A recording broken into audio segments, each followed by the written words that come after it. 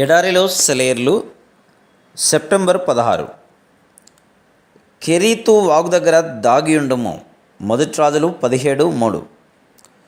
దాగియున్న జీవితంలోని శ్రేష్టత గురించి దైవ సేవకులకు చెప్పవలసిన అవసరం ఎంతైనా ఉంది. మనుషుల ఎదుట ఉన్నతమైన స్థలాన్ని ఆక్రమించి ఉన్న వ్యక్తి దేవుని ఎదుట దీనమైన స్థితిలో ఉండగలగాలి. నా కుమారుడా, ఈ హడావుడి, ఈ కీర్తి, ఉత్సాహాలు ప్రస్తుతానికి చాలు. నీవు వెళ్ళి వాగు దగ్గర దాగియుండు. వ్యాధి అనే కెరీతు వాగు దగ్గర, ఎడబాటు అనే కెరీతు వాగు దగ్గర, లేక ఎక్కడో మనుష్య సంచారం లేని ఏకాంతంలో కొంతకాలం గడుపు అని మన తండ్రి సెలవిస్తే ఆశ్చర్యపడనవసరం లేదు. నీ చిత్తమే నాకు శిరోధార్యం. నీలోనే నేను దాగి ఉంటాను. నీ సన్నిధి గుడారంలో నన్ను దాచిపెట్టు. నీ రెక్కల చాటున నాకు ఆశ్రయం కల్పించు అని జవాబివ్వగలిగిన వాళ్ళు ధన్యులు. మనుషుల మధ్య గొప్ప విజయాలు సాధించిన పరిశుద్ధులంతా ఏదో ఒక కెరీతు దగ్గర దాక్కున్న వాళ్ళే. మనం మనుషుల నుండి, మన సొంత ఆశల నుండి దూరంగా తొలగిపోయి ఒక మూలన దాక్కునకపోతే ఆత్మశక్తిని పొందడం అసాధ్యం. నిత్య దేవుని ప్రభావాన్ని నింపుకోవడం అసాధ్యం.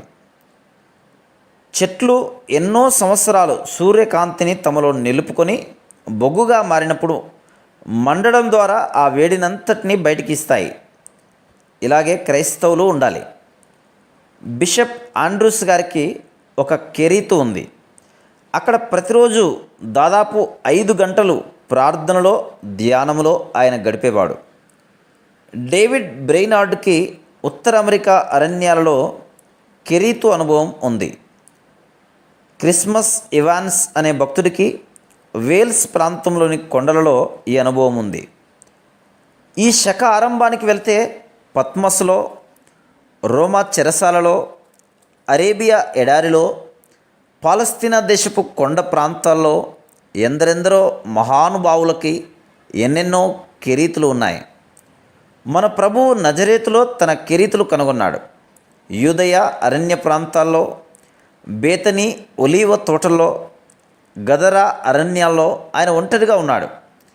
కెరీతు దగ్గర దాక్కోకుండా మనం ఎవ్వరము క్రైస్తవ అనుభవంలోనికి రాలేము.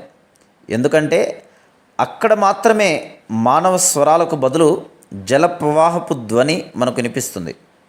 అక్కడ నెమ్మది అనే నీటిని త్రాగుతాం. ఆకాశం నుండి ఆహారం దొరుకుతుంది. క్రీస్తులో దాగి ఉన్నప్పుడు చేకూరే మధురాద్భుత శక్తి అక్కడ మనదవుతుంది. Praise the lord.